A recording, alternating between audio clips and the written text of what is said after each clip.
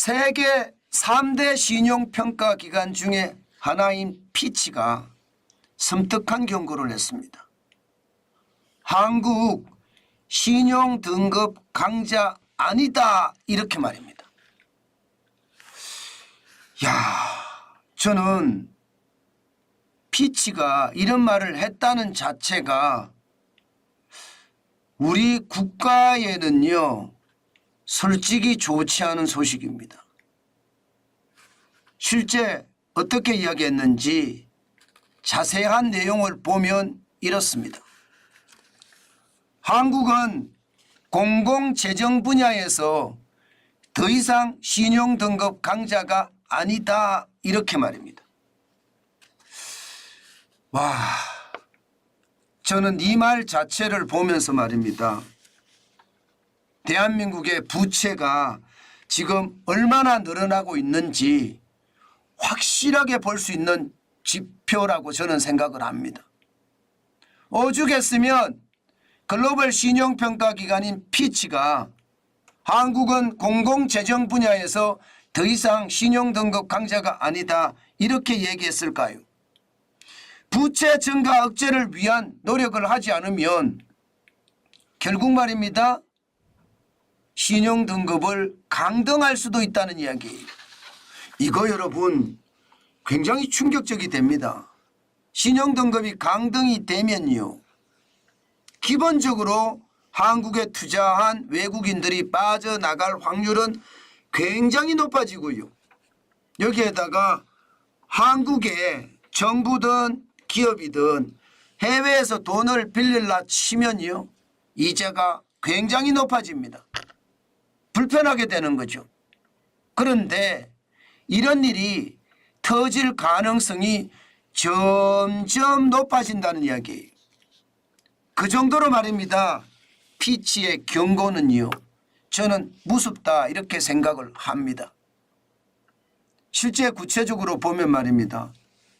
지금 대한민국의 부채, 정부 부채 비율이 2020년 대비 2029년 얼마나 올라가느냐를 나타내는 IMF 국제통화기금의 발표 내용입니다. 그 내용을 보면 한국은요, 2029년까지 10.7%가 늘어난다 이렇게 발표가 됐습니다. 주요국 중에 1등이죠. 1등. 영국은 4.3%고요.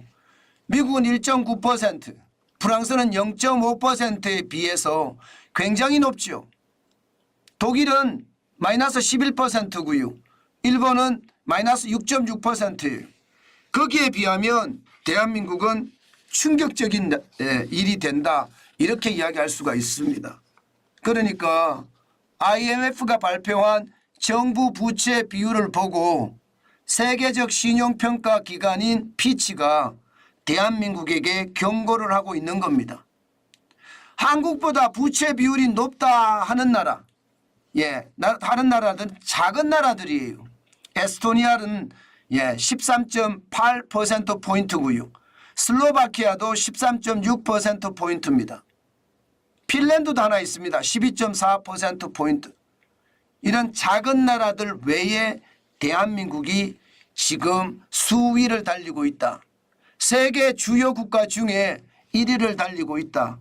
이런 얘기가 된다는 뜻입니다. 그만큼 정부 부채 비율은요. 우리가 생각하는 것보다가 갑작스럽게 많이 늘어난다는 뜻입니다. 이것은 어떻게 생각하면요. 국가 신용등급과도 완전히 연관이 될 수가 있습니다. 그만큼 말입니다. 부채가 많이 늘어나기 때문이거든요. 여러분 보세요. 기획재정부가 전망한 부채입니다. 2020년에 846조 6천억 원의 국가 채무가 2025년이에요. 내년입니다. 1273조 3천억까지 늘어난다. 5년 사이에 50.4%가 늘어난다. 426조 7천억 원이 늘어난다. 이렇게 전망을 했습니다. 윤석열 정부가 줄이고 싶어도 지금 법으로 말입니다. 모든 것을 해놔서 법을 바꾸지 않고는 퍼주기 줄일 수가 없거든요. 그런데 더불어민주당은 전혀 줄일 생각이 없습니다. 그러다 보니까 국가 채무는요, 윤석열 정부의 의지와 상관없이 지금 계속 늘어난다는 뜻입니다. 당장 작년만 하더라도요, 벌써 GDP 대비 국가 총생산 대비 50%가 넘어섰거든요. 여러분 알다시피 GDP라는 국내 총생산이라는 것은요, 한국민이 생산하는 총액을 말하거든요. 그런데 그것을 넘어섰어요. 그러면 얼마나 그거의 절반을 넘어섰습니다. 50.4% 51% 가까이 되니까요. 그러면 여러분 국가 부채가 어느 정도인지 여러분들도 짐작이 되시죠? 여기에 말입니다. 이제 내년부터 한 해에 돌아오는 국고채 만기 장난 아닙니다. 이걸 한번 보세요 여러분. 2025년 내년에는요, 국고채 만기 도래액이 무려 말입니다. 104조 2천억 원입니다. 엄청나죠. 2019년 코로나 이전 대비해 보면요, 119.4% 3배가 늘어났습니다. 3배. 2019년에 35조 4천억 원이었거든요. 2016년에도 53조 9천억 원이었어요. 그런데 올해도 85조 7천억 원이 돌아오고요. 내년에는 100조가 넘어서 104조 2천억 원이 돌아온다는 뜻입니다. 쉽게 말하면 문재인 정부가 돈 찍어서 뿌린 거, 결국 말입니다. 국고채 발행해서 빚내서 뿌린 거 지금 윤석열 정부가 고스란히 뒤집어 쓴다는 이야기예요. 충격적이죠. 국고채 만기 도래 금액만 104조 2천억 원이 되면 그게 나라입니까?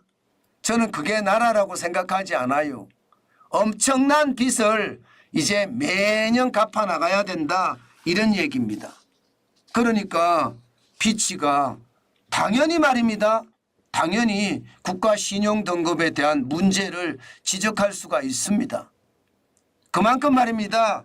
피치는 지금 대한민국을 향해서 경고음을 날리고 있다, 이렇게 예상할 수 있습니다. 더 큰 문제는요, 이겁니다. 이거 정부 부채만 아니라 공공기관의 부채도 장난 아니게 늘어나거든요. 보시는 것처럼 2023년에 709조예요. 자본금 대비 부채 비율은요 183%고요. 327개 공공기관에 대한 부채를 말하는 겁니다. 여러분 183%면 공공기관 이거 말입니다. 대부분 좀비 공공기업이라고 해도 과언이 아닙니다. 그 정도로 부채 덤이라는 뜻이에요. 그런데 이거 해결할 능력 없습니다. 왜 없느냐? 법으로 지금 만들어 놓은 것들이 윤석열 정부에서는 어떻게 바꿀 수 있는 게 아무것도 없거든요. 그렇기 때문에 말입니다. 부채는 정부 부채도 왕창 늘어나고요.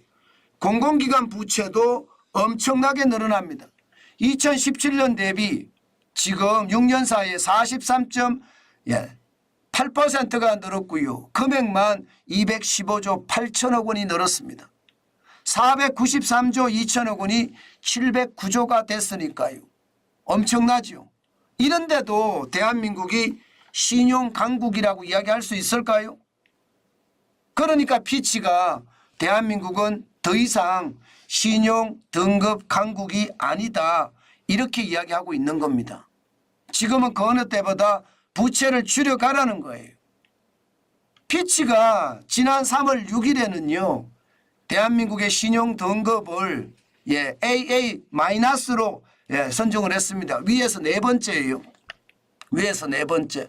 1등에서부터 AAA가 1등이라면 거기서 네 번째 AA-가 됐다는 뜻이에요. 물론 신용 등급 전망도 지금은 긍정적 맞습니다. 그렇지만 피치가 이렇게 한마디 한마디 쏘아낸다는 것은요, 대한민국의 부채가 그만큼 크다 이런 얘기가 되는 거고요. 그 부채는요, 결국 말입니다, 정부 부채와 공공기관의 부채가 어우러져서 가계부채나 기업부채라는 민간부채하고 합쳐지면 뻥 하고 터질 수도 있다는 것 충분히 생각할 수 있습니다. 때문에 피치는 부채가 대한민국에게는 신용등급을 떨어뜨리는 핵심 요인이다, 이렇게 이야기하고 있는 겁니다. 그러니까 정부에서도요, 이 부채를 줄이려고 엄청나게 고심을 합니다. 그러나 방법이 없습니다. 그래서 더 안타깝다, 이렇게 얘기할 수 있는 겁니다. 지금 이대로라면요, 지금 당장 대한민국의 국가 신용등급이 떨어지지는 않겠지만 시간이 가면 갈수록 부채의 늪은 깊어질 거고요. 부채의 늪이 깊어지면 깊어질수록 여러분, 대한민국은 신용등급 강등도 저는 생각해야 된다고 봅니다. 그만큼 말입니다, 최악의 상황 저는 충분히 올 수 있고요. 거기에 대한 대비 철저하게 해야 되는데 할지 모르겠습니다. 그게 저는 제일 두려운 상황 중에 하나입니다. 예, 그만큼 말입니다, 대한민국의 상황이 점점 더 부채의 늪에 빠져서 허우적거리는 모양새로 간다. 저는 그렇게 이야기해도 틀린 말이 아닐 것 같습니다. 상황이 참 어둡다. 저는 그렇게 또 한 번 말씀드리고 싶어요.